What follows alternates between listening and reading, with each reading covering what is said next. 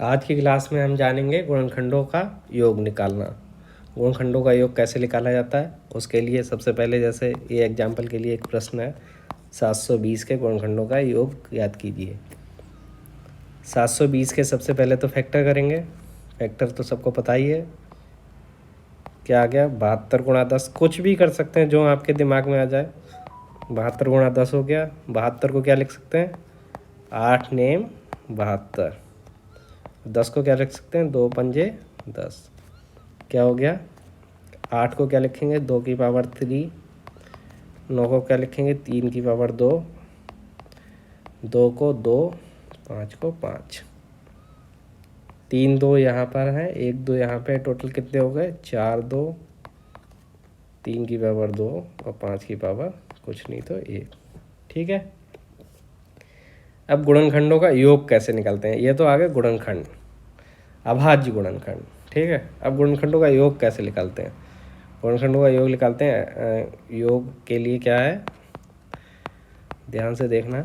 सबसे पहले लिखना शुरू करते हैं। 2 की पावर 4 है तो 2 की पावर 0 से प्रारंभ करते हैं और प्लस लगाते जाते हैं। 2 की पावर 1, 2 की पावर 2, 2 की पावर 3, 2 की पावर 4। जितना पावर है वहाँ तक ही लिखते हैं। ठीक है। फिर गुणा लगाते हैं। 3 की पावर 2 तक है तो 3 की पावर 0 प्लस 3 की पावर 1 प्लस 3 की पावर 2। फिर गुणा लगाएंगे। फिर 5 की पावर 0 प्लस 5 की पावर 1, क्योंकि 1 ही तक है। बस अब इसको हल कर लेना है। 2 की पावर 0, किसी की संख्या की पावर 0 होती है तो उसका मान क्या होता है, 1। 2 की पावर 1 का मतलब 2। 2 की पावर 2 का मतलब 2 दूनी 4। 2 की पावर 3 का मतलब 2 की 3 बार गुणा, इसका मतलब 8। 2 की पावर 4 का मतलब 2 की 4 बार गुणा, इसका मतलब 16। ठीक है। 3 की पावर 0, किसी भी संख्या की पावर 0 होती है उसका आंसर क्या होता है, 1। 3 की पावर 1 3, 3 की पावर 2 3 3 9। 5 की पावर 0 1, 5 की पावर 1 5। इसको हल करेंगे। 3 और 4 7 और 8, 7 7 14, 1 15 और 15 और 16, 15 15 30, 1 31। ठीक है। 9 1 10, 3 13। ठीक है।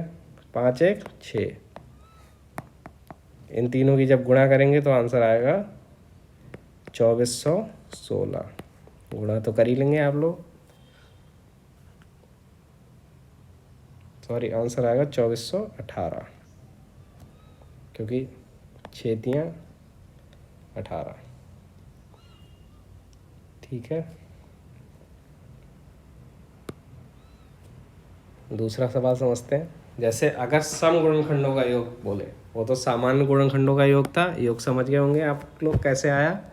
सबसे पहले फैक्टर निकाले, उसके बाद 0 से, जैसे 2 की पावर 4 एक अभाज्य गुणनखंड था तो उसको 0 से पावर 4 तक जोड़ के लिखा। फिर 2 तक था तो 0 से 2 तक जोड़ के लिखा। फिर 1 ही था तो 0 से 1 तक जोड़ के लिखा। पूरा हल कर लिया, गुणनखंडों का योग आ गया। हम क्या करेंगे, सम गुणनखंडों का योग। अगर क्वेश्चन आ जाए सम गुणनखंडों का योग बताइए तो सेम वही करना है। सब अभाज्य गुणनखंड तो सबसे पहले करना ही करना है सभी को। 8 नेम 72 और 10 को लिखते हैं 2 गुणा 5, वही आ जाता है 2 की पावर 3 गुणा 3 की पावर 2 गुणा 2 गुणा 5। फिर इसको क्या लिख सकते हैं, 2 की पावर 4, इसको लिख सकते हैं 2 की पावर 4 गुणा 3 की पावर 2 गुणा 5 की पावर 1। ठीक है। अब क्या पूछा है इसमें, सम संख्याएं क्या होती हैं, जो 2 या 2 से विभाज्य हो जाएं। ठीक है, वो क्या कहलाती हैं, सम संख्याएं कहलाती हैं। इसका मतलब क्या है, जब हम सम संख्याओं का योग निकालेंगे, योग, तो हमें क्या करना होगा कि जो हम 0 से स्टार्ट करते थे, 0 का मतलब क्या होता है, 2 की पावर 0 का मतलब क्या होता है, 1। जो हम 0 से स्टार्ट करते थे, जो 2 की पावर 1, तो 1 हमारी क्या है, सम संख्या है, नहीं है। इस चक्कर में क्या होगा कि हम 2 की पावर 0 को नहीं लेंगे। अब हम सीधे क्या कर स्टार्ट करेंगे, 2 की पावर 1 से स्टार्ट करेंगे। 2 की पावर 1, 2 की पावर 2, 2 की पावर 3, 2 की पावर 4। ये याद रखना है, सम में 0 वाला नहीं लेते हैं, 2 की पावर 0 नहीं लेते हैं, ठीक है। अब सम तो 2 का होता है, 3 से सम का कोई मतलब नहीं है, तो 3 वाली लाइन में हम लोग 0 लेंगे, ठीक है।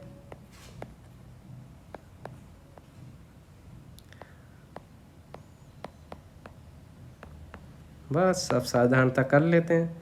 पहले इसका योग 31 आया था, अब 30 आएगा क्योंकि हमारे पास 1 नहीं है, ठीक है।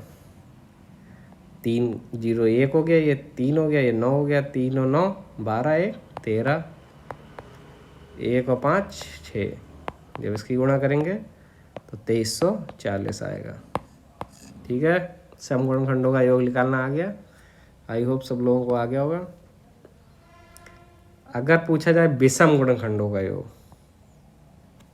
विषम, अभी सम में क्या किया था हमने, 2 की पावर 0 जिसका मान 1 होता है, क्योंकि 1 जो है सम संख्या नहीं है इसलिए इसको हम तो छोड़ देते थे, ठीक है। अब अगर क्वेश्चन पूछा जाए विषम संख्या का, तो विषम संख्या का योग कैसे निकालेंगे, विषम गुणनखंडों का योग कैसे निकालेंगे, देखते हैं। अब बताइए, 2 विषम संख्या है, सम, जाहिर सी बात है 2 सम संख्या है। इसका मतलब जब विषम संख्या का योग निकालेंगे तो जो 2 होगा इसको नहीं लिखेंगे, क्यों, क्योंकि 2 एक सम संख्या है, इसलिए हम 2 वाला कॉलम ही छोड़ देंगे। अब सीधे शुरू कहाँ से करेंगे, 3 से। अब 3 की पावर 0 1 1 एक विषम संख्या है, इसलिए 1 को लिखना पड़ेगा।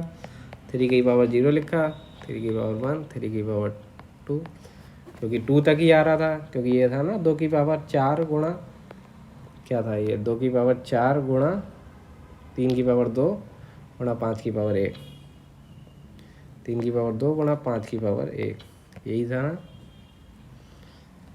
ठीक है। गुणा 5 की पावर 0 गुणा 5 की पावर 1, ठीक है। क्या आया, 1 + 3 + 9 गुणा 1 + 5, कितना हुआ, 10 3 13 गुणा 6, 13 छक 78। विषम गुणनखंडों का योग आई होप सबको आ गया होगा।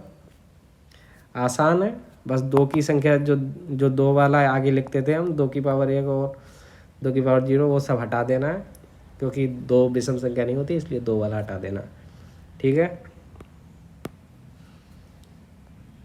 अब विषम और सम समझ ही गए होंगे, जिसमें जो सम पूछता था तो सम से शुरू करते थे, विषम पूछता था विषम से शुरू करते थे, सम वाला हटा देते थे, ठीक है।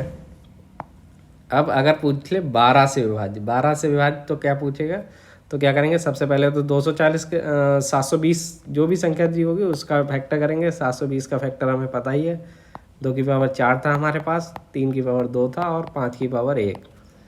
यहाँ 12 का भी फैक्टर करेंगे। 12 का फैक्टर क्या होगा, 4 3 12, 4 को अभी और तोड़ा जा सकता है, यानी 2 गुणा 2, यानी क्या आया, 2 की पावर 2 गुणा 3, ठीक है। जो 2 की पावर 2 आया है, ये क्या है, ये हमारे अभाज्य फैक्टर हैं, ठीक है। 2 की पावर 2 गुणा 3। अब हमें क्या करना है, योग निकालना है। ध्यान से देखेंगे, योग के लिए क्या करना है, जो हम 2 की पावर, ये जिससे अगर 12 से विभाज्य पूछा है तो 12 का जो भी फैक्टर होगा उसमें जो भी लिखा होगा, जैसे यहाँ क्या लिखा है, 2 की पावर 2, इसका मतलब 2 वाली जो नंबरिंग है वो हमें कहाँ से स्टार्ट करनी है, 2 की पावर 2 से स्टार्ट करनी है। फिर प्लस लगाएंगे 2 की पावर 3, फिर प्लस लगाएंगे 2 की पावर 4। 3 की नंबरिंग कहाँ से स्टार्ट करनी है, कुछ नहीं तो क्या होता है, 1 होती है पावर, तो 3 की नंबरिंग कहाँ से स्टार्ट करनी है, 1 से, 3 की पावर 1 से, ठीक है। 5 की नंबरिंग दी नहीं है, अब दी नहीं होती तो 0 होती है, तो 0 होती है तो कहाँ से शुरू करनी है, 5 की पावर 0 से ही शुरू करनी है, ठीक है।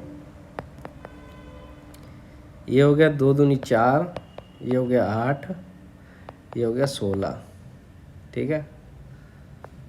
फिर लगाओ गुणा, ये हो गया 3 और ये हो गया 9, 3 + 9, सॉरी ये प्लस है बीच में, ठीक है, गुणा 1 + 5, 4 8 और 16, 16 4 20 और 8 28, गुणा 9 3 12, गुणा 5 1 6। जब इसकी गुणा करेंगे 12 छक 28 गुणा 72, जब इसकी गुणा करेंगे तो हमारे पास आएगा 2016।